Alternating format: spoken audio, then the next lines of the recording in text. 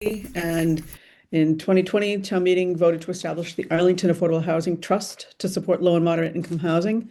And then in 2022, the Select Board, with Redevelopment Board support, unanimously approved Affordable Housing Trust's 5-year action plan, and which included a recommendation for an affordable housing overlay. And in 2023, town meeting passed a resolution in support of an affordable housing overlay district. And then in 2025, town meeting passed Article 41 to establish this committee, a committee to study and prepare prospective zoning amendments to create an affordable housing overlay district. So that's where we are now. And we have a good solid agenda tonight. The first item is to review the meeting minutes. And did everyone get a chance to do that? Laura sent them out last week. And thanks, David, for preparing them. Any comments? Do I hear a motion to approve those minutes? Motion to approve. Second. All those in favor? Aye. Aye. Sounds unanimous. Thank you. And the next item is developer feedback on the scope of the concept we've developed for our zoning proposed recommendation to date. And I got a little bit of feedback. And Laura, I think you got some feedback from Housing Corporation of Arlington as well. Is that correct? Yes, it is. Okay. Yes. So while you're getting that at your fingertips, I'll just say that I asked Affirmative Investments, which is a affordable housing developer, to take a look at our sites, the site map and sites, and the aggregated area of some of the sites that are in common ownership. And Tara responded that her assumptions were, looking at these, that 40 units would be the minimum number of units. She said most developers will not want to build a low-income housing tax credit property smaller than 40 units. She also assumed a mix of 1, 2, and 3 bedroom units to match Executive Office of Housing and Livable Communities requirements. She assumed gross square footage of units at 1,200 square feet. And this would include all common areas, the units, the stairs, community rooms. And for setbacks, she wasn't sure what we were thinking. So she assumed 0 for front yard. And whereas we do have an assumption for front yard in our draft. And she assumed 10 feet for sides and rear, which is greater than our initial first cut at sides and rear. And for parking space, she kept with our half parking space per unit assumption, including some room for circulation, and assumed that all of the parking would be surface parking because that's much cheaper to build. And she said if we tucked the parking under the building, this would change. And I have to follow up with her to get a little more detail on that, because some of our sites do assume that the parking would be under the buildings, but I don't think we would expect those to be excavated. She said the most efficient layout of a building is a simple rectangle with a double loaded corridor and no exterior space for anything else. She said if you allowed 5 stories, then you would need a minimum parcel size of 0.43 acres. If you only allowed 4 stories, you would need 0.49 acre sites. So that's the gist of her review. So that's helpful for us when we look at our site list.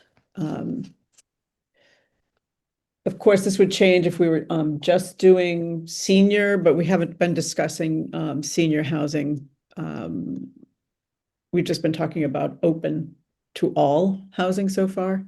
So Laura, do you want to, unless anyone has any questions, maybe we could have Laura explain what HCA's reaction was? I I don't have as extensive notes as you do, But I think that I spoke with David Levy, who at one time was director of the Housing Corporation of Arlington and is now doing a little bit of consulting to the Housing Corporation of Arlington. And he's a development consultant. He said similar to what Carol just said, that like 10,000 square feet is not sufficient unless it's abutting on another parcel that can also be incorporated, but that 20,000 starts to work.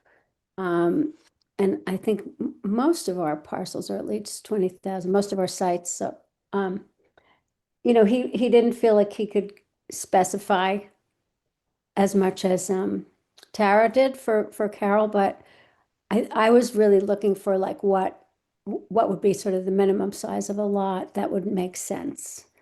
And what Carol said, for those who aren't, conversant in these numbers, like 0.49 of an acre is 43,000, 43, something like that, change. 43.5, something like that. So half, a 0.49 of that would be about 20,000 square feet.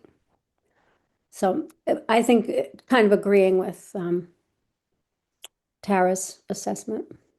Okay. And so the point of this is we want to be able to understand ourselves if the size of these sites is feasible, and we want to be able to explain to others how and why the size of these sites are feasible. So any questions? We can always go back to these folks as we continue to work on the dimensional aspects of the zoning proposal. So unless we have questions or comments, I'm going to move on to the next item on the agenda, which is proposed zoning language. I think everyone has that. Laura, you sent that out last week, I believe. Yes, maybe Saturday morning. Okay, and I bet you want me to screen share that. So this is something that Sarah prepared, and it's got sort of a comment section at the top, which is Sarah talking to us, but I think when it goes It's to actually the from David's comments, but okay. But yes, these are comments based on what David had prepared for us, just to be clear. And when we send this to the ARB, we're going to kind of change it to be comments to the ARB with what we think they need to be particularly paying attention to.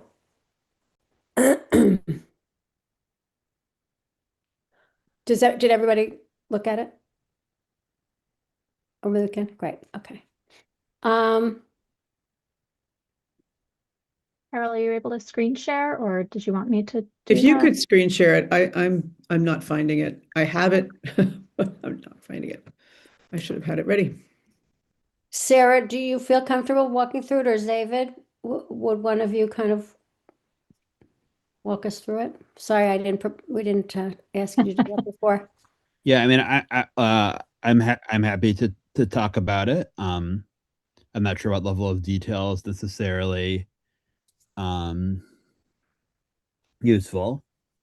Yeah, so I think in a lot of ways, like the big questions feel like to me, like how many overlay districts we have. Like the current draft has two different, like one for corridors and one for like places that aren't on corridors, but that's just one possibility, mirroring the MBTAC zoning a bit. And then I think the second big question is, sort of in this table is like, what's the maximum heights? What are the setbacks? Which are some of the things we've been talking about already in terms of developer feedback. I think we can scroll down. Well, do you want to talk about the things in that?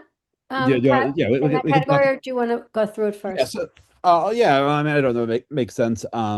Yeah, so like in the draft, I was sort of assuming that we'd have one for like corridors, which could be like massive Broadway, but it could include stuff that's like not directly on massive and Broadway if it, feels appropriate. And then neighbor, like some of the sites we talked about, such as like church sites or golf course sites, might be away further from major corridors, and like a 7-story limit might feel out of the question to the ARB and those locations. So the idea with 7 stories is that it's slightly more permissive than the MBTAC zoning, and with mass timber, there's like some possibility for like a 5 and 2 or like 7-story buildings from penciling out in a way that they didn't previously. I've heard, I'm not an expert in any of that stuff. I think, I think 6 stories could be, worth considering if people feel like 7 stories is too spicy. But I also feel like 7 stories, like we have got buildings taller than 7 stories along Mass Ave already. So I feel like 7 stories does not feel terribly unreasonable for like along Mass Ave to me personally. And then the idea with 4 stories is that, in our sort of our large residential areas, we've got like a lot of 2.5-story buildings. And I sort of feel like a 2.5-story building and a 3-story building feel, feel pretty similar to me. And so then it's sort of like, do we think an all affordable development should be able to be slightly taller, but not drastically taller than houses around there? Laura, you're raising your hand. I feel that we should stick with 6. I feel like 6 stories is now an accepted height on Mass Ave, and I just think that 7 might be harder for people to swallow, and I think we're going to end up at 6 probably anyway, but I don't know. My gut is that 6 is the right number. And what we've done is 13 feet per floor. So that would bring the 91 down to 60, 78, I guess. Yeah, I think if we did 6 stories, we'd use the exact same height and feet as the MBTAC zoning for 6 stories. Yeah.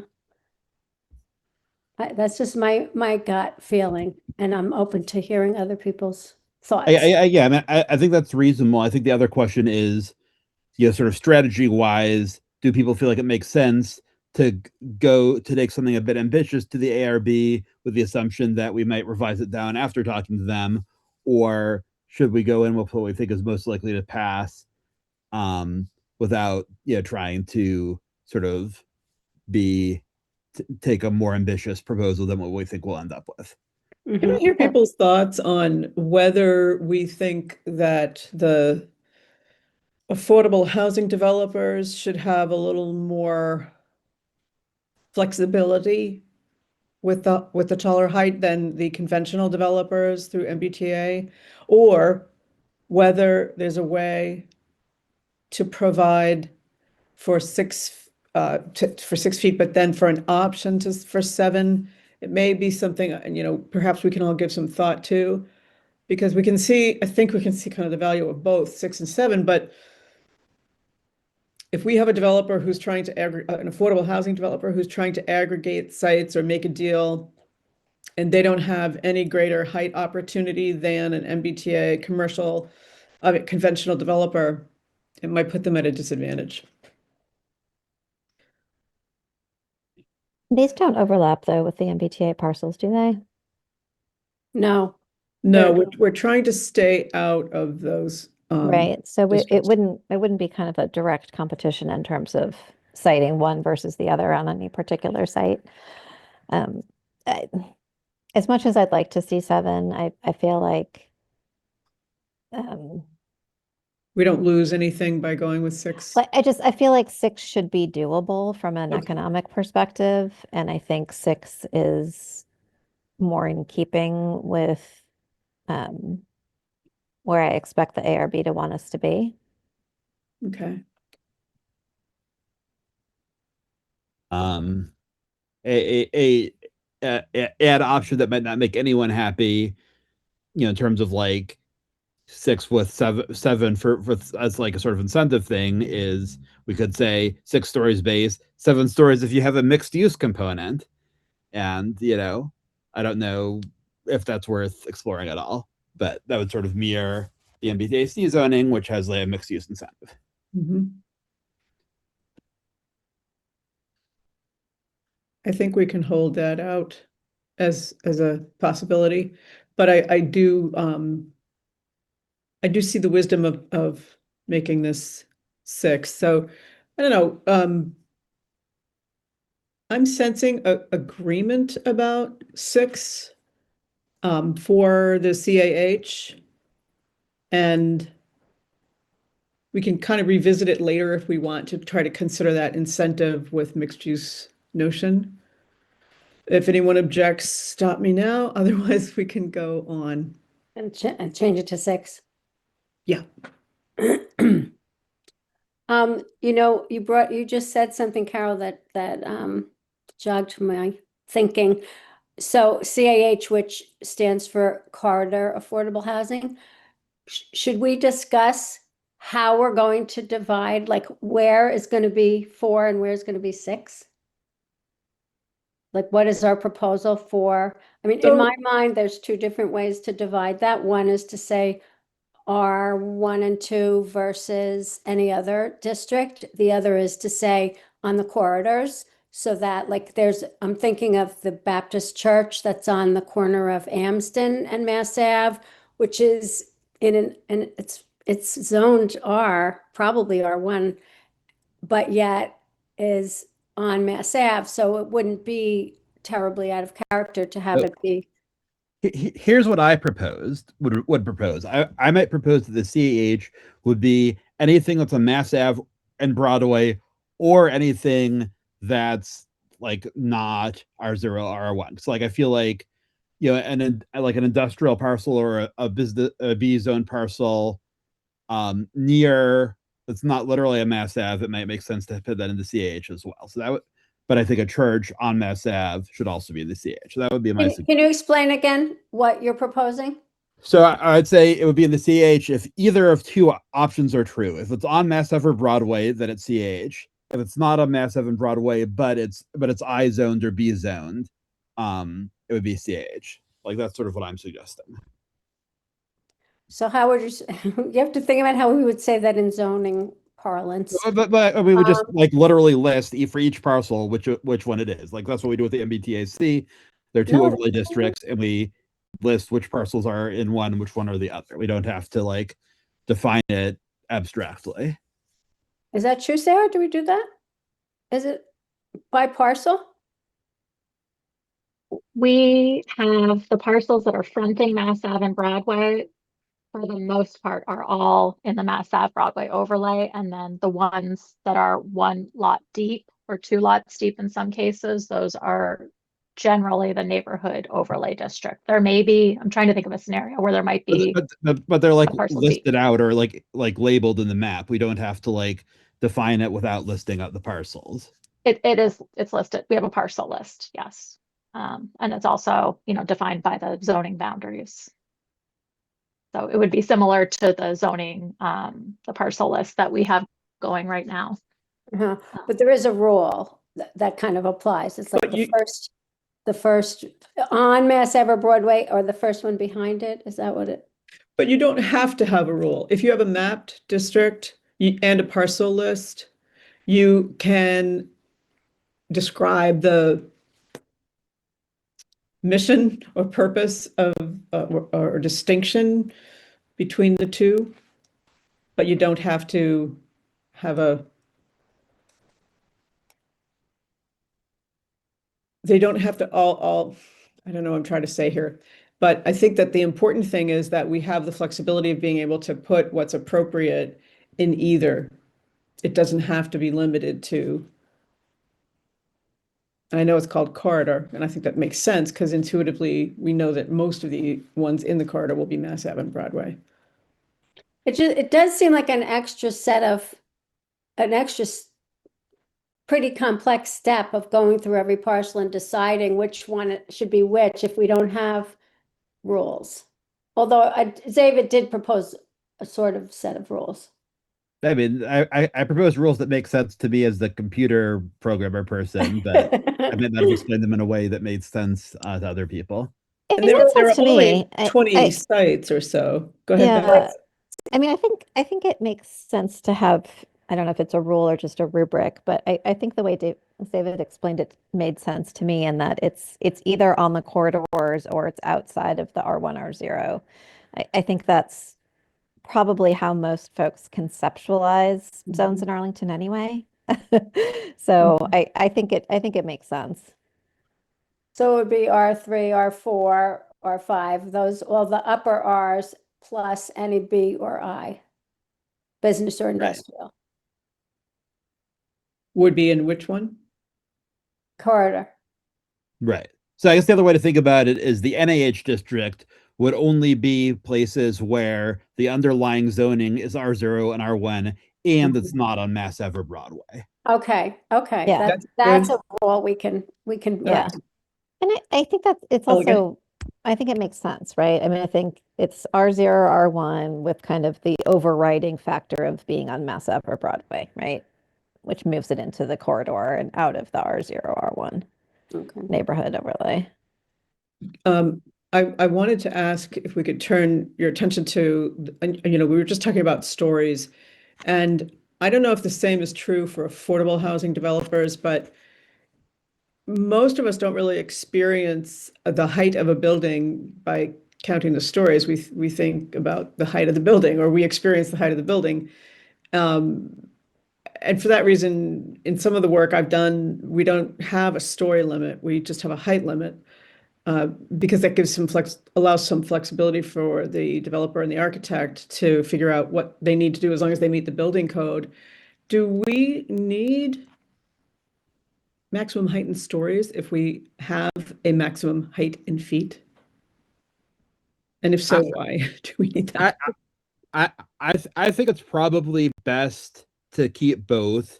A, for consistency with the rest of the zoning, which does Arlington zoning, which does it this way, and B, because I feel like, if you say, 78 feet, but don't have a limit on stories, then people are going to say, oh, but what if you had 8 really small stories in there, and it just gives a new angle for people to, fear monger about.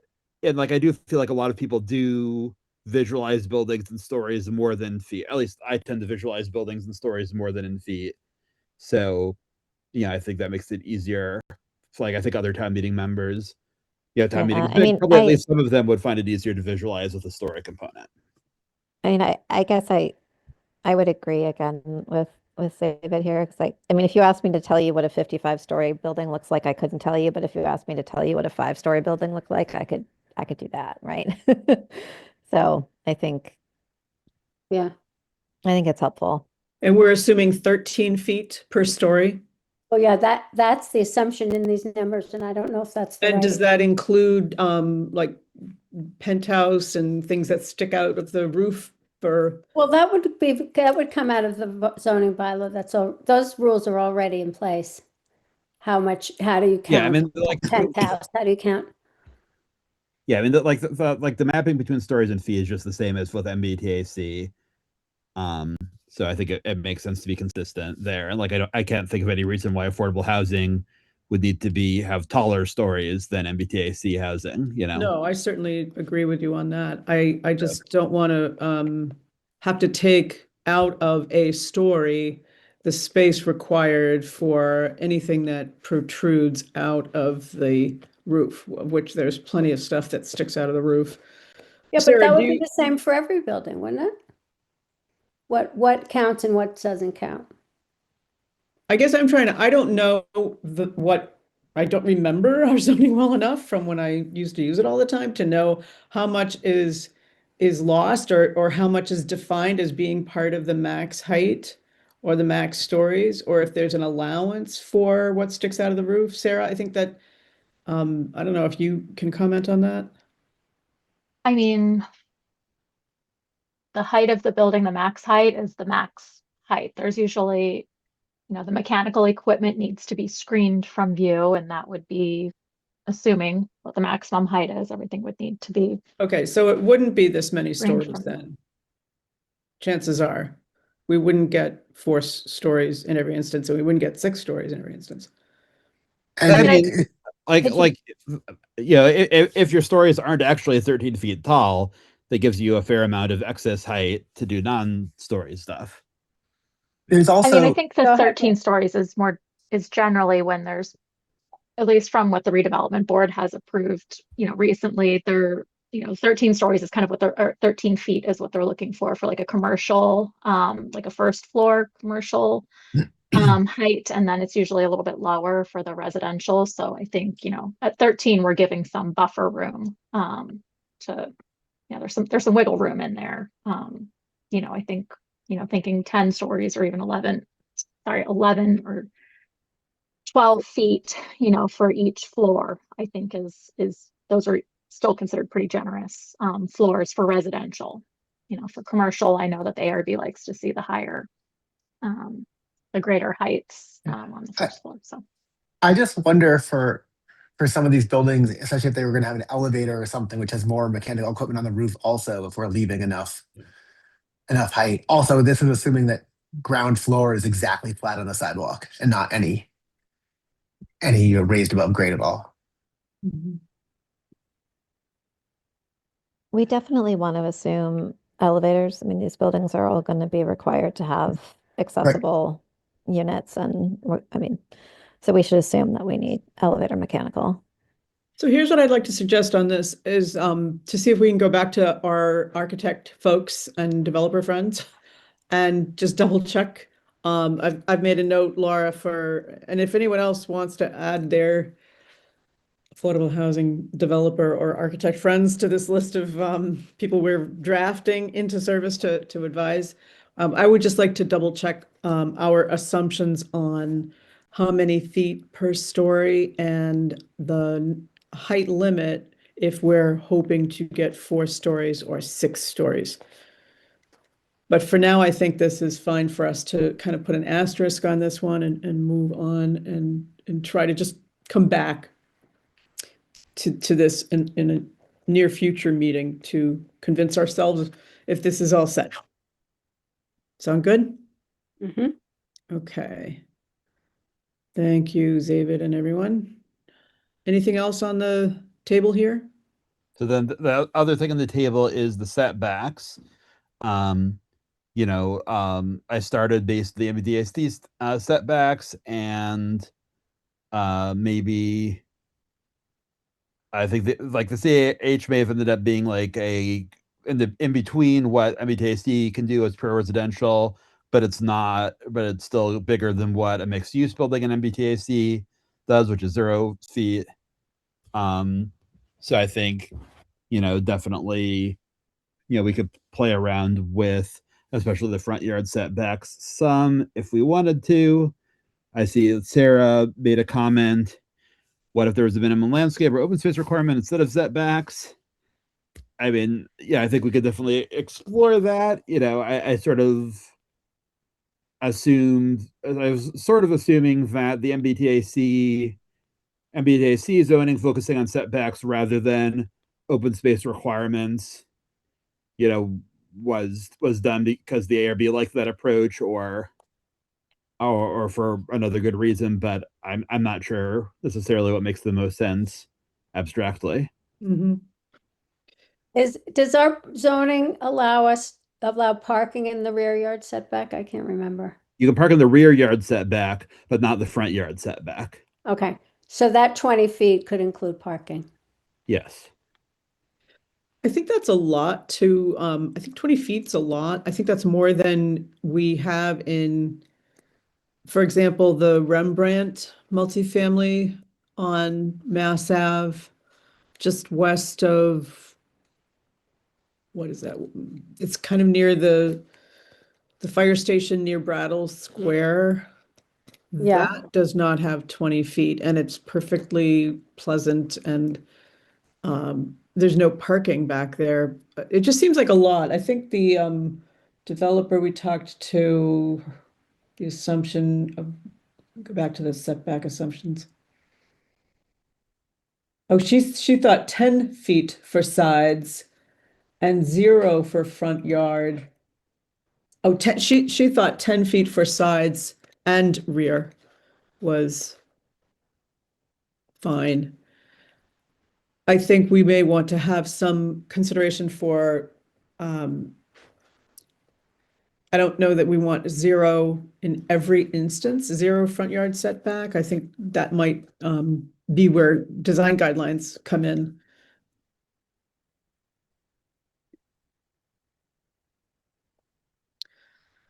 I think that along Mass Ave and Broadway, I know the redevelopment board is looking, they like to see the buildings pushed a little closer to the street frontage.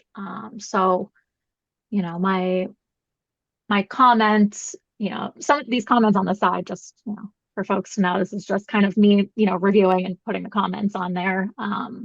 So it's not that these are just my thoughts and just things that I wanted to talk about. So kind of like my little notes to remember. I think having the setbacks, when we're abutting residential, I think we should be considerate of the residences around it. I think if we're abutting, other businesses, we're abutting, the major corridors like Mass Ave or Broadway. I think that, there should be some flexibility to go to reduce, reduced setbacks as needed. I'm trying to find ways to offer flexibility to a developer who might not be able to meet every single setback, but maybe they can offer, more benefits in some other way. So, the minimum landscape, I don't know how that would actually work, if that even makes sense, or if it's even, but, just offering some sort of, different ways to think about how we can, get a developer to have flexibility to build what we're asking them to build, which is, majority affordable housing on sites that, often pose some challenges that are not just straight, cookie cutter. It would be amazing if every property could just be built with, these exact setbacks and everything looks fine and we can get everything we want, but that's very rarely the case. So, I think on the corridors, I would like to see a reduced setback. But that's meaning, closer to So for Right here. clarity, on the corridors, are you thinking of a reduced front setback or reduced rear setback, both? reduced front setback. That would be, I think the redevelopment board, just having worked with them, I think that's more in line with what they're looking at. In the residential and the neighborhood districts, I think setbacks that are, consistent, with what's there.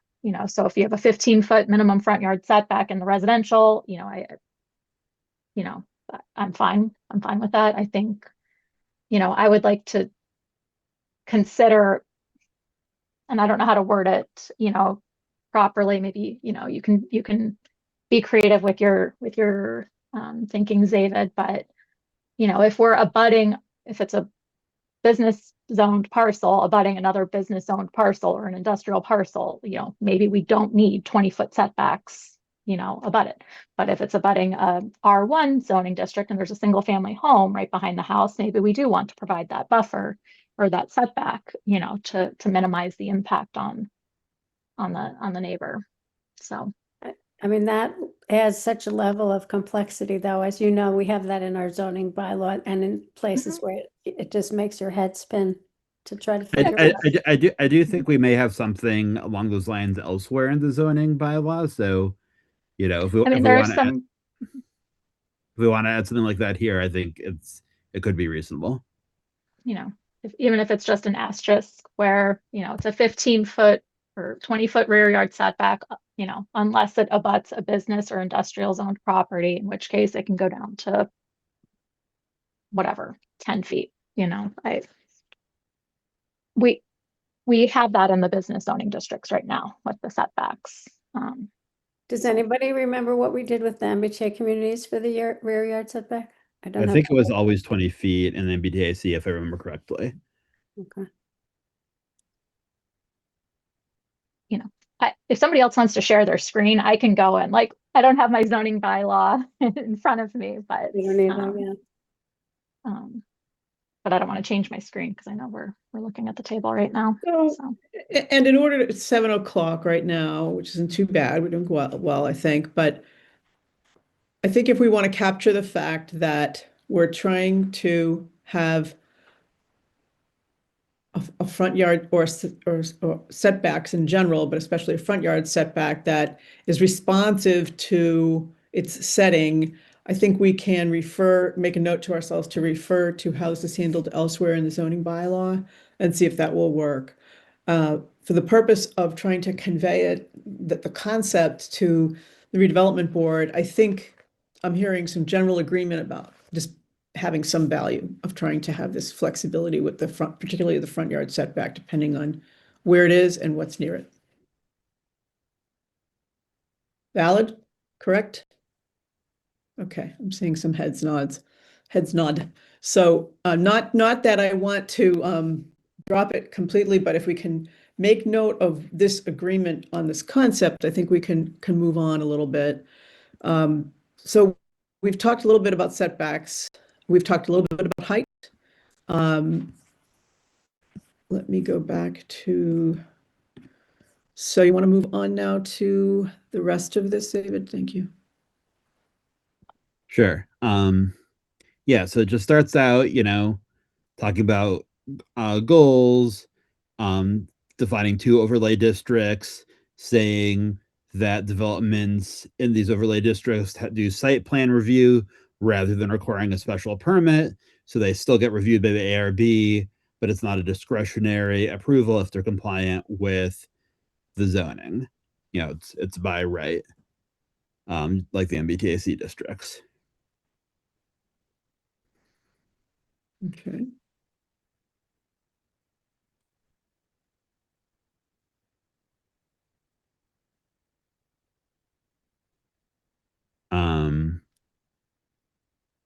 Does anybody think we should get rid of the upper story building step back?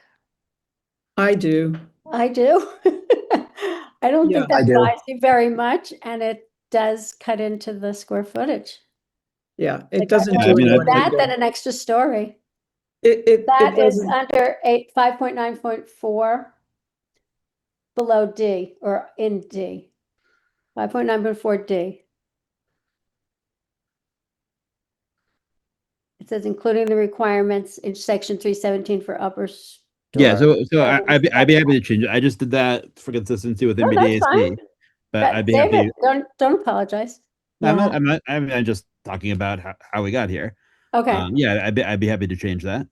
I'm in favor. And then I think we should explicitly add it to, explicitly say that it does not apply for clarity. Yeah, right. We'll have to put it in that spot under, which is actually follows, right?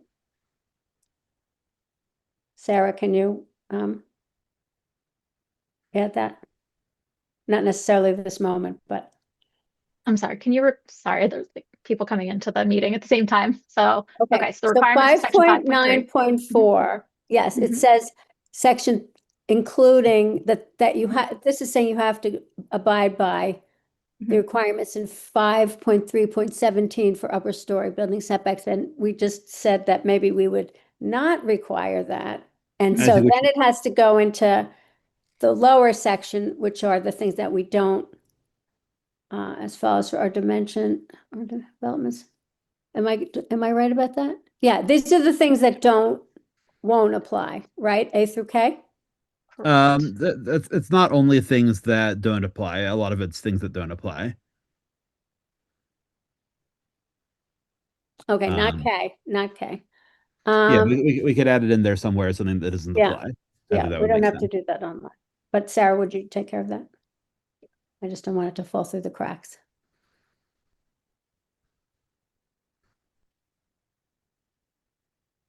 Thank you. Okay, then, except as noted, bonuses, the dimensional requirements are as follows. What are the bonuses? We have, Yeah, that should be reworded because it's no longer calls itself a bonus. But it just defines mixed use. Like the requirements for mixed use. It's no longer a bonus, so we shouldn't call it a bonus. Right, it's just, we're doing it strictly based on location, not, we're not incentivizing anything in particular, since it's all got to be 100% affordable housing. And we're not trying to incentivize mixed use because of the complications with LIHTC. It seems like bonuses are not a thing here. Yeah, no, that's old language. So yeah, we should just look for wherever we say the word bonus and make sure that the language gets updated. In Okay. the paragraph right after this table where it says required minimum front yard setbacks shall be available. If there are required setbacks, do we need to say all of these things that you can do with a setback? I don't think it makes a big difference. I think I mean this is in the MBTAC zoning as well. Mhm. It's just sort of clarifies that the general you can't park in the front yard setback, which is elsewhere under zoning, I think applies. that's fine, but I'd like to I'd like to see about getting rid of that first sentence, because if we're requiring the setbacks, I don't think in the MBTA we're mandating, we're in the MBTA we are mandating the setbacks, but we're not mandating, unless Sarah, please prove me wrong if I've missed it, that they'll have trees, landscaping, benches, tables, chairs, play The area. exact same sentence is from the MBTAC zoning. I like It's literally just saying Yeah. that that's permitted within the front yard setback to activate, like I was saying, the ARB wants the setbacks, to be either closer to the street frontage to kind of activate the street area. But if we're going to have the front yard setback, these things are allowed in there. It is taken from the multifamily housing overlay district. Can we strike it? It just seems extraneous. I mean, people, if they know they have setbacks, we're not compelling them to do these things. They know, and we haven't talked much at all about design guidelines, but I think there is the opportunity to do that, and I think that's where those would belong. It doesn't mean they can't do it, just as that language we just struck allows them, it doesn't compel them to do these things. We can always put it back in later, but I just think it's, for clarity, I think the second part of that sentence was more important. Well, actually, I think that says that in the bylaw elsewhere. Do we have to say that again? I think it doesn't hurt to be clear, given that this section in general has a lot of this other section does not apply and so on. I think being explicit about the intention doesn't hurt anything. Okay.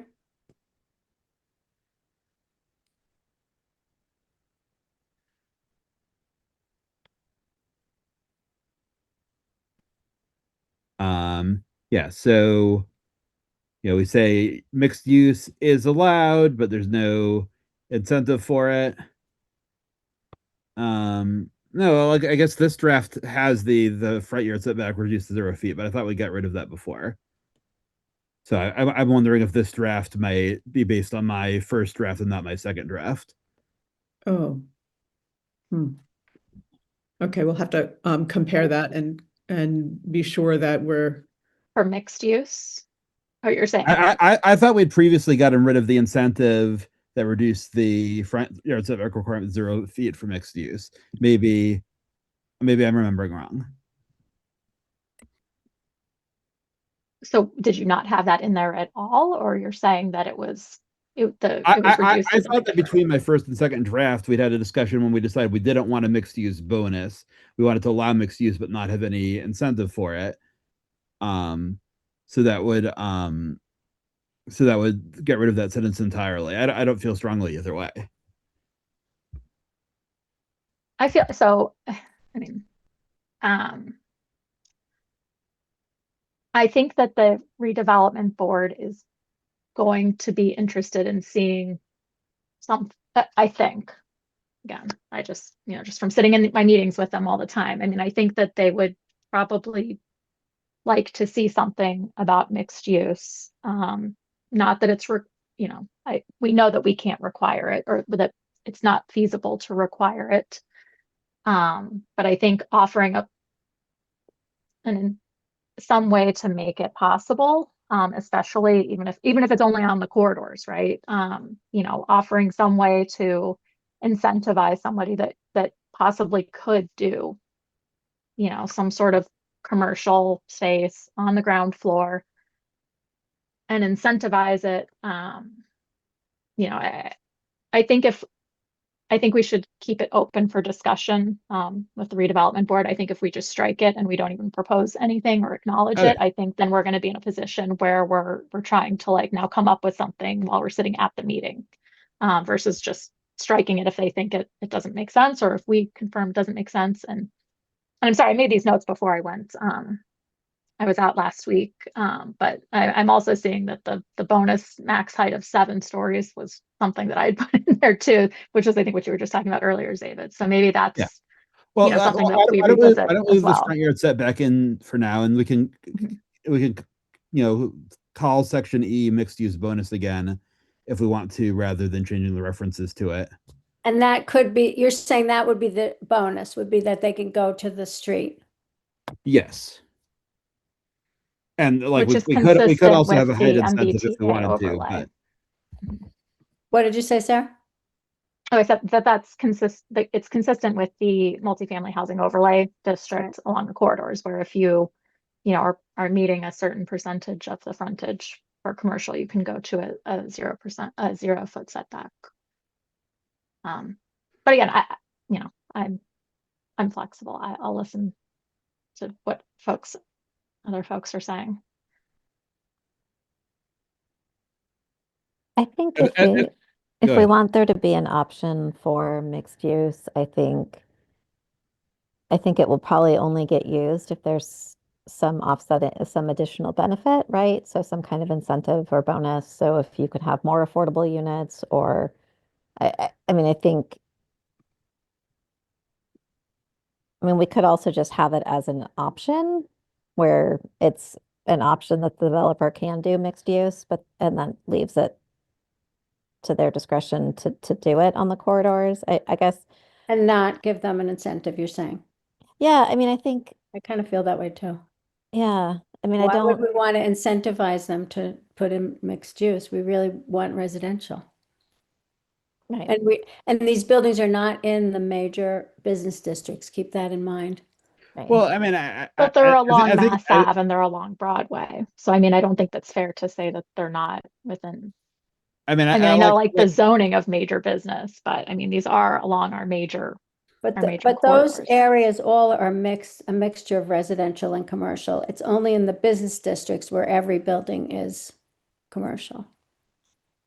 But I guess the other perspective is having a mixed use incentive doesn't hurt anything. It doesn't make it harder to build an all residential building, and it might make this overall proposal like more go over better politically if there's a mixed use incentive. I see your point, David, but in practical terms,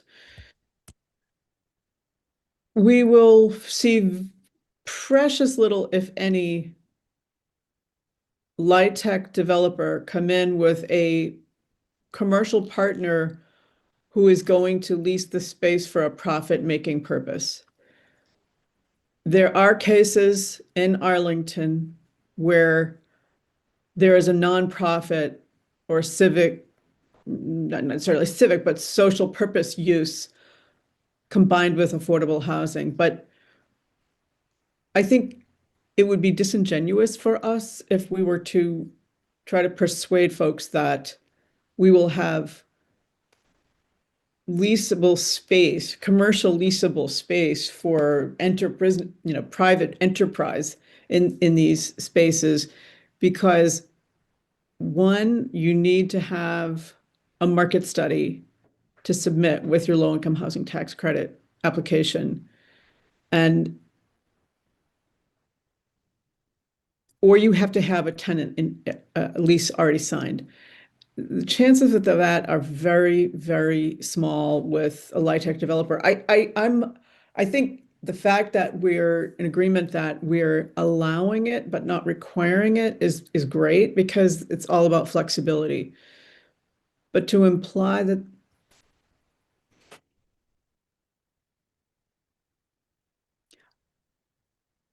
and if they can do it and get a bonus, I'm certainly okay with that. But I think that I don't want to create the impression with town meeting members or the redevelopment board that this is going to happen very frequently or I mean, I do sort of think that, like, based on the examples of HCA building, you know, it's sort of like, I feel like people are going to say, oh, it's going to be like that building on Broadway that has the food pantry space on the first floor or whatever. You know, it's like that's the sort of thing that I think could happen. And so, you know, if people ask about this provision or something, I feel like that's the sort of thing we should point to. so a We can also, I mean, nonprofit. one of the properties that one of the things I'm also thinking about is we've done extensive studies and outreach about the Fox feasibility and the how and co-housing. You know, that's on Mass Ave that, you know, we need 6 stories in order to make that project work to get the correct number of units that were needed. You know, and if we, let's say for instance, this passes and like there is no, it's 100% affordable, but there's no mixed use provision that's allowed, then does that mean that the Fox Library wouldn't be able to be built under the Affordable Housing Overlay District, even though the proposal is, you know, if it's able to happen, I mean, it would be 100% affordable with the exception of the footprint for the library, you know. So I guess that's kind of what I'm always thinking in the back of my head. So When we're talking having it about this. allowed would we would need something more than allowing it? Well, For I mean, I think for the Fox Library to make sense, definitely you want a like A mixed use setbacks. provision would be great. A 0-foot setback with, you know, if there is a height bonus, you know, a 7th floor that could be allowed there if it's all affordable with the exception of the library space. I mean, you know, that would certainly be helpful to have all the zoning in place for that if, you know, I think but if it's going to be I mean, I think the bonus story is a different question, but I think if there's going to be a mixed use component, then I think it should be a 0-foot setback. Like that's just how retail, how people, especially, you know, the ARB wants to see retail look on the corridors. So I think Mm. if we were to allow it, I think we would want to allow the setback that the ARB wants to see for that use. I think that makes sense. So it sounds like we're saying, you know, keep this mixed use bonus, but don't avoid creating the impression that this is going to be like for profit retail, most likely. Yeah, well, and I don't know that as a group we have a decision about a bonus story or not, right? I mean, I think some people may like to see that as an option. Some people may not want to see that. And that may be something that we should get more opinions on is, you know, would that bonus story make it more likely? Because that might be of interest to town meeting if people think that they'd be more likely to get some use out of that bonus if it is, you Make the know, front yard setback 0 for the corridor section? well, if it's a mix, well, I think I I think we guess made it there's 0 for all in the table we just reviewed. do we make it 0 for all uses on the corridors? No, not currently. Oh, I thought we did. Yeah, I didn't think we did. Why wouldn't we? For Broadway, why wouldn't we want to make it look like Broadway and Mass Ave? I think Sarah said we didn't need. I guess that was the rear setbacks. Oh, I think, did you pass it? up top, Oh, here we go. sorry, this is the first um, board that we were looking at. I mean, Right, okay, you're right, I thought we had, but we did not, and I think we You should. mentioned that that was something that like affirmative investment suggested, but I don't think we really had any sort of straw poll, you know, voting that up or down. 10 feet is way too much to make as a minimum front yard setback in front for the corridors. We don't have that on Mass Ave, we don't have it on Broadway. I don't think we'd want to start introducing that. Is that what MBTAC has on? What is, remind me what So MBTAC. MBTAC is 15 feet for all residential, 0 feet for mixed use. Right. So it depends on the use, Carol. For MBTA at least. I think that there is, and again, I can't, if you guys are okay with me like looking at the zoning bylaw and getting out of this, but I think that I don't, it's not a 0-foot setback automatically. I don't think on the corridors. I think you have the option to go to a 0-foot setback if a certain percentage, I'm sorry, I don't have the numbers off the top of my head. If a certain percentage of the frontage is used for commercial. Yeah. But I do think that the ARB, I'm saying this repeatedly, I know, but I do think they like the idea of, with commercial and particularly, along Mass Ave and Broadway, they would like to see a smaller setback or 0-foot setback. What's the Majestic setback? Isn't that a zero That's setback? right. I think it's a 0-foot. Yeah. I mean, that's right up to it's right up to the property line. So Like And that's not mixed use, I don't think, is it? Maybe I'm wrong. it is. Sorry, sorry, David. the Majestic is the new building that's The near. new Yeah, townhouses that are that being is mixed built. use. There's a commercial space there, and I believe it might have a 10-foot setback. There's like a tree and patio area on the private property by the sidewalk. That is the front setback. Yeah, someone the in the chat Majestic. says it's a 10-foot front setback. So that maybe that's where I got the idea that it could be a 10-foot front setback here. It might have been from that or another development. So I think this subject needs more of our work. So everyone's working hard on this, and I appreciate that. I think it warrants even more of our good hard work and scrutiny. So we're gonna have to put an asterisk on this one too, if in the interests of moving on to the agenda. This is all good work. Can I Don't be just say one thing? discouraged. I think we should have something in the draft that we give to the ARB because then they'll have something to react against and maybe not react against, react to. And then maybe we'll get their wisdom as well on the subjects. Like Yeah, I think we should make. And I think it's on the point. list of topics to bring to their attention, right? Setbacks, or is it just height? Anyway, No, let's it's add height, it. but we can add it. Let's add All it, right, yeah. Laura, what specifically are you suggesting, Ada? That we sort of keep, I don't think we should change it, but note that it's not cast in, that it's, we're That still in some talking about it instances, we and want get to some allow feedback on it zero. from the ARB. But also to prepare them that there, in some instances, we think it's appropriate to have zero, so that we're working on that. And just as we currently allow zero in some instances, we think this ought to as well. Yeah, getting They feedback may from not- them on that general question makes sense. They may know off the top of their head what this one's 10 feet and that one's 20 and how's that working out in ways that none of us can recall because we don't know. So should we So, move on?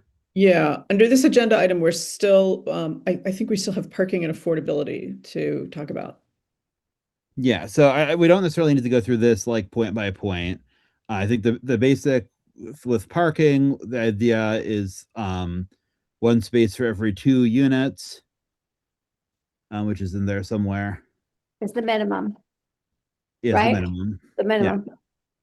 Mhm. And the affordability requirement is 100% affordable units.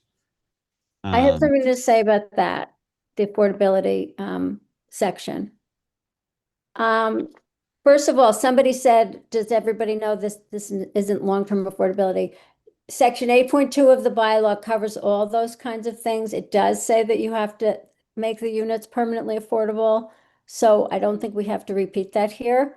But what I would like to see would be something that cites the LIHTC requirements and somehow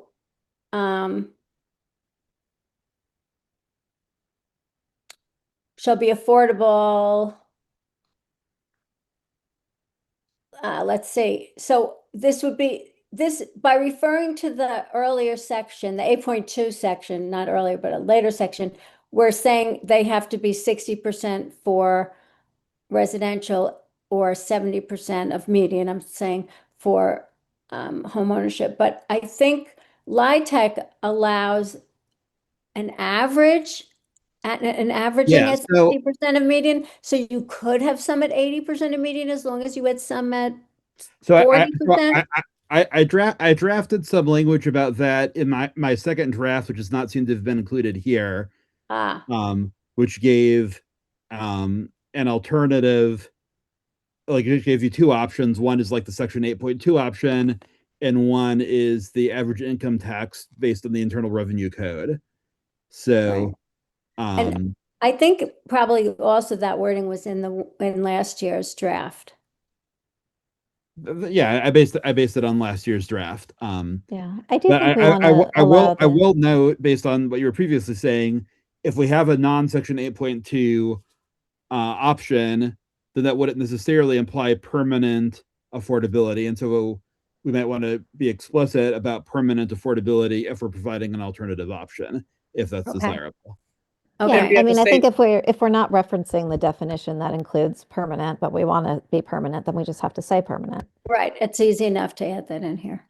All right. Yeah. So And I do think the average income is, I think someone probably possibly me. I'll talk to Sarah about it. We'll need to like merge this draft with my second draft before, because there's been some confusion. Yeah, and Okay. we apologize about that, David, and Sarah, but that would be, Sorry, I did all of this before I left for vacations. I'm sorry if I missed a second Okay, draft. yeah, I mean that's fine. I mean, holidays are no, crazy. both of you have done excellent work trying to get this done. And That's good that we're catching these things now. yeah, we're Beth, catching were them you gonna now say for a good something? reason. I think Beth had something to say. Beth, what were you trying to say?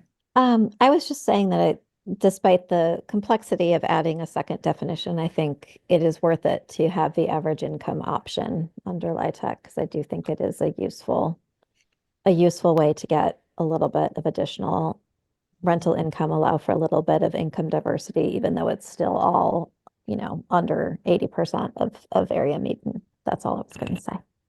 So, Good. Okay, so I think we can keep that, and we'll just be sure to re-add that for the draft we send the ARB. Okay. Thank you. Do we have anything we want to say about parking or anything else? Where is parking? We just passed it. We It just was passed it. It's one after unit for affordable every before. Oh, yeah, one there it space is. for Okay. every 2 units. Okay. Okay. And I think after our last discussion of this, I may have changed the wording there a bit to try to be clear, but the intention is that the minimum parking is 1 space for every 2 dwelling units. Right. And not the way it's worded here. It sounds like that's the maximum and we don't want Right. that. Last time we discussed this, we found this confusing, so I had different wording that didn't make it into this draft. That was hopefully. Okay. Very good. Very good. Thank you. And I just Okay. want to confirm, so this next section about the parking reduction, I saw a question pop up about but this would also allow for a reduction in that 2-to-1 Right. parking If ratio, as long as they comply with a transportation demand management plan that is accepted if by. an affordable housing developer wants to reduce it further, they could get discretionary approval for that from the ARB. Similar to under the like anyone multifamily else, housing like any overlay other. district. Yeah. Yes, thank you. Okay. Then we have the solar section. Yeah. Affordable housing or plan. And Sarah, is this generally in conformance with the town's stretch energy code and fossil fuel free? Okay. I mean, this is the same solar stuff as MBTAC, I believe. Okay. Okay. Yeah, we don't need to talk about that. David, here's your language about internal revenue code. Well, that's slightly different because that's the definition of community service facility, which is an example of what you can put in the mixed use. I mean, that's really just from last year's proposal. But just making clear that, community service facilities, which are, the sort of nonprofity or like targeting affordable housing resident type things, are allowed in the mixed use. I wanted to, speaking of the mixed use, one other thing that I meant to say before was that I'm thinking that we should only be allowing the mixed use in the corridor and not in the neighborhood. Is that correct? I I think the current draft says it's allowed in both. I'm not sure it makes a huge amount of difference because I don't think that people are going to be like running, you know, really seeking out putting mixed use not on Mass Ave and Broadway. Do people think it would be better to say that mixed use is only allowed in the corridor district? I think so. Okay. Okay, so I'll find a place to put that in there.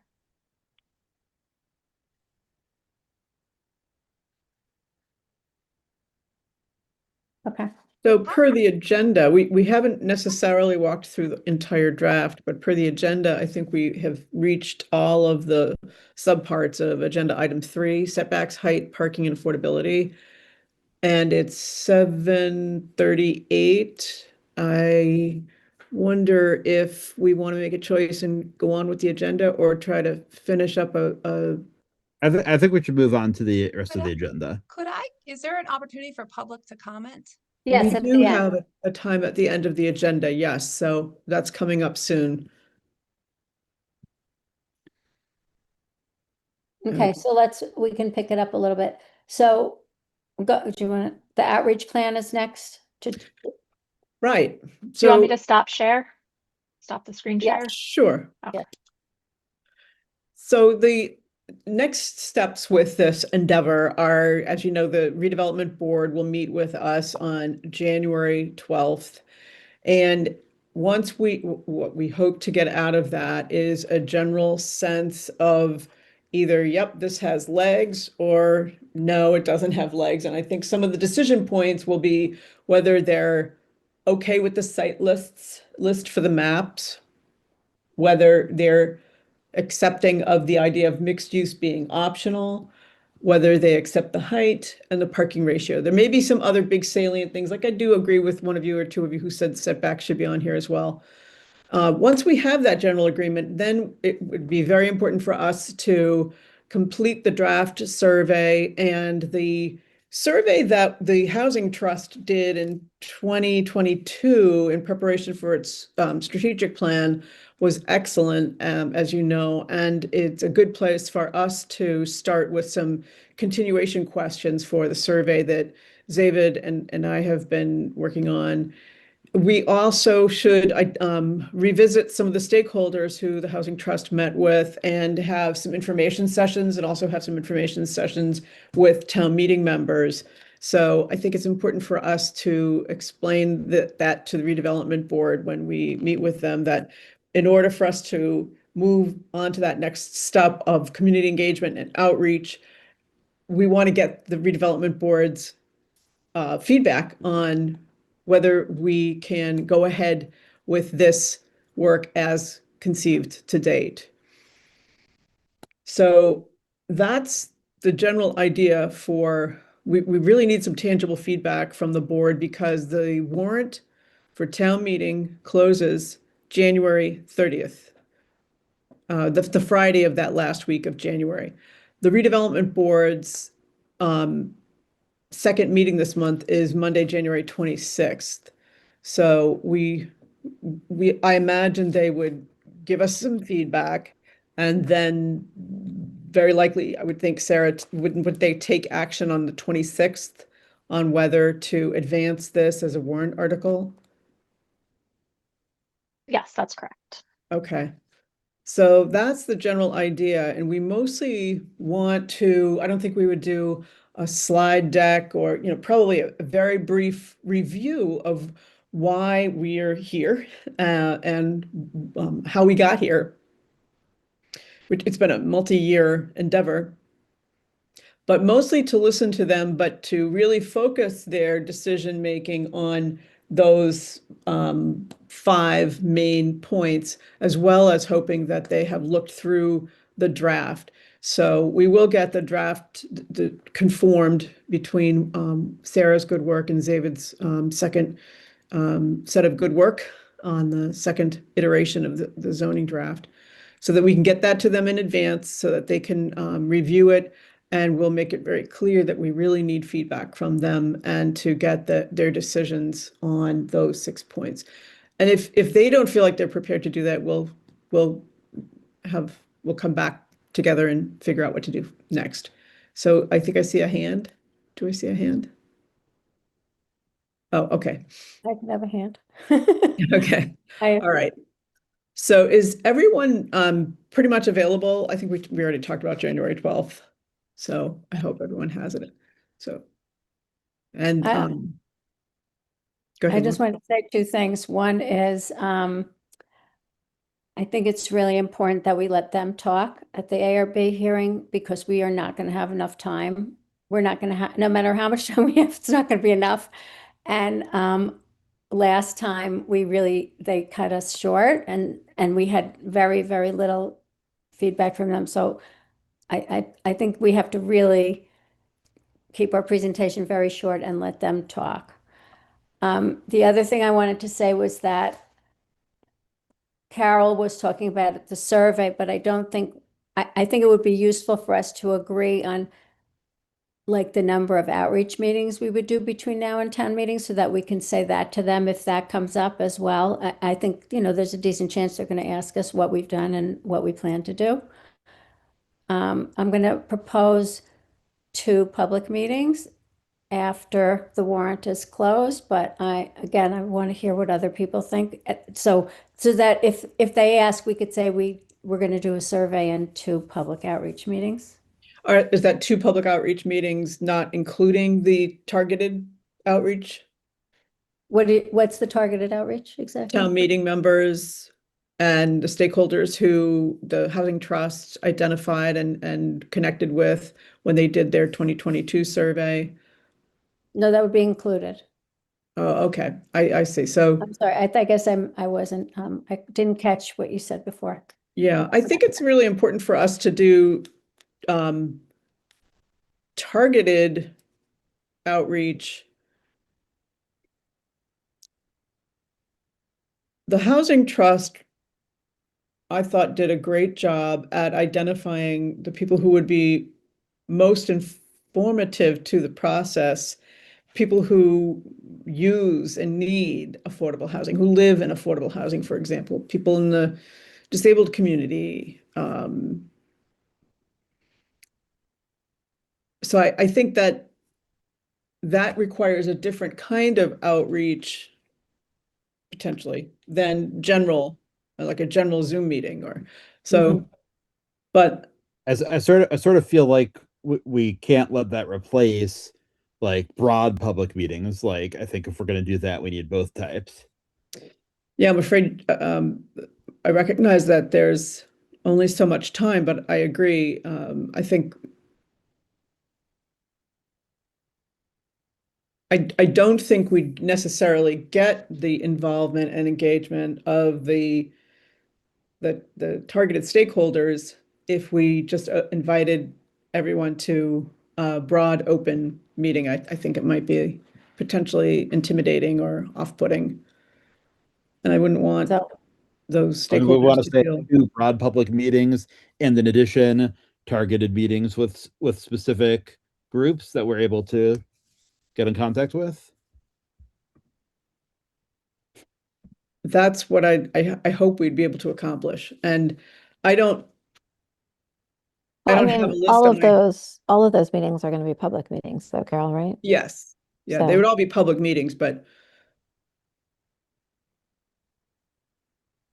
Laura, do you think that we would be able to get, what?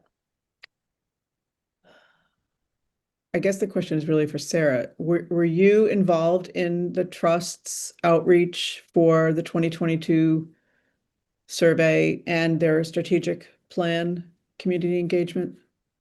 I was not working for the town at that time, but I I wasn't do sure, have, yeah. yeah. What was the Feels like I've order been of there forever. magnitude? But I do have, I do have access to, the lists of groups that they put together and, their outreach materials. Okay, So, I yeah, can it'd be helpful certainly for us to know look at that. approximately how many groups or how many different outreach, targeted outreach focus groups they identified. So we're not going to figure that out tonight, but so I think having 2 public general everyone meetings is reasonable. And then, And what, I was Laura? also thinking, there's the precinct meetings, which we could probably try to cover as many as possible. Mhm. I'm just trying to think, I want everyone to be on the same page when we go to the ARB. I don't want anybody to be surprised by anything any response to that question. So I guess we could say, generally speaking, we're thinking about outreach to the potential audience or potential users rather, 2 general public meetings and then the precinct meetings. Is that too much? Should we do 1 general public meeting and the precinct meetings? I The don't, precinct meetings, go ahead. I think we need to do at least 2 public meetings. 2, I don't think, okay. All at right. least It, 2. Yeah. it We have might an be that outreach plan. like not all of us necessarily need to be at each meeting if some people Absolutely. aren't able to make all of them, but I do think we need to have public outreach. So I think 2 feels like the bare minimum to me. Okay, that makes And sense. it could be where we incorporate the survey into both of those meetings as well, where the first meeting is, explaining the survey to people, and we send that, as part of the meeting, we send out the survey, and then we can, the second meeting, we can discuss the survey results. It's kind of similar to what we did with, I mean, we've done a lot of comprehensive plan update outreach recently, so we've been doing I'm a lot wondering of if we should send the survey results. ARB along with the other materials, the notes from the public meeting that we did have. We have something, Certainly include that. I can't We recall, have but, comments from the chat. We have comments, and the slideshow. and it was recorded. Yeah. Well, don't and it give was them the recorded. recording. Well, I don't know. Give them whatever you usually Well, give it's them. but- online, so. So I'm we sure- have to kind of wrap up this part of our agenda for now, which I think we have done a pretty good job of addressing, because we have 10 minutes, a little more than 10 minutes left for public comment. So we promised that. So raise your hand, or Are we good with that? All right, we're done with the ARB. Okay. I think so. Everyone's prepared for that. Winnell? Winnell Yes. Evans? Hi, thank you very much. Winnell Evans, Orchard Place Town Meeting Member in Precinct 14. Thank you all so much. This is so complex. I just wanted to make some very quick comments addressing the actual feasibility of this. I think one thing to consider doing would be an analysis of the financial benefits to a property owner between selling to an affordable developer or to a buyer who wanted to continue business or industrial uses, because I think this will tell us what is likely to happen with this. And my other comment is that out of the 62 parcels identified with the MIRAC parcels that don't have square footage listed, over half of those are in business or industrial districts and currently house ongoing businesses. And out of the parcels that meet the 0.43 to 0.49 acreage target, all of those are in I districts. So just for a little bit of precedent here, one of those parcels is on Dudley Street, both sides of which are zoned entirely industrial. And the ARB recently voted on a property owner's proposal to turn a prior non-conforming single-family house into a two-family.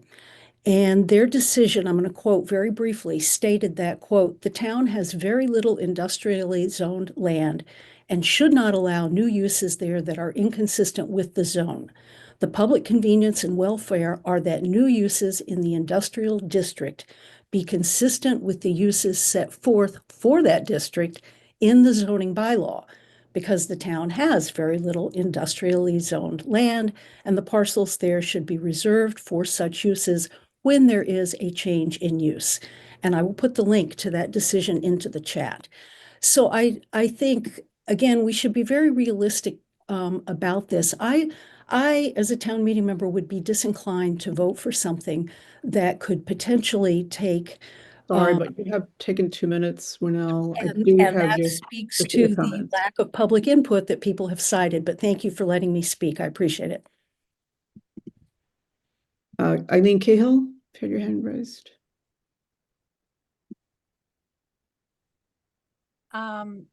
Yeah, I just have a lot of questions here because this meeting that I've been listening to is very detailed. I haven't heard anything about possible impacts of doing such dramatic changes throughout the town. Nothing about schools impacts, finances, utilities, and it just seems kind of I'm kind of just coming into this and I'm wondering what the role of this committee is. I see a housing overlay, but it almost seems like you're trying to set it up so that okay, we have an article at town meeting, but were you asked to do a study? Um, it just everything I heard was just so detailed instead of more looking at the big picture of the overall impacts to the towns and some really dramatic changes to the town.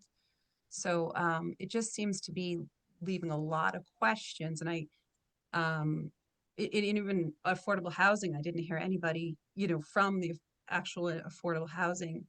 I heard you mention afterwards, like you want to get them involved. You might have a meeting or something, but it just seems really like this little side thing that's like, well, do people know this is going on? And wham, are we going to have another town meeting article coming up without any kind of idea of how it's going to affect the schools, how it's going to affect the town's utilities. I mean, this is really dramatic changes that you're proposing. Thank you. Thank you for your comments. Carl Wagner? Thank you. Thank you for the committee's work. I'm a town meeting member in Precinct 15. I live on Edge Hill Road. I think this proposal is really shocking to Arlington. It comes after ADUs, accessory apartments, have been allowed, and MBTA density laws have just been implemented, and we still don't see the full impact of that. It also comes after the private working group, whatever they were, tried to push the very same thing through last town meeting, Article 41. It did not pass. Instead, seeing that it was not going to pass, the proponents of that private group pushed this study group to look into whether something is appropriate. I view the work you're doing as totally incompatible with what is needed, which is to find out from a broad group of stakeholders if Arlington is appropriate for such an overlay. This group, although you all care, this group is one stakeholder's view, people who support affordable developers to make housing. You had a member on your committee, the seventh member. She hasn't even attended. At one point, Mr. Connor, who represented the AHA where that member lived, came and he gave you good, fresh ideas like, why don't you make these properties fit in with their neighborhoods, not be larger? Why don't people get better space and parking? Instead, this group is pursuing one stakeholder view, and it's totally inappropriate and deficient for Arlington. I really think people who see this video should write to the ARB and say, absolutely not without a better group of stakeholder inputs. I hope that they will write, and I hope they'll attend on January 12th, next Monday, when you speak to the ARB. Thank you. Thank you for your comments. Anyone else with a hand raised?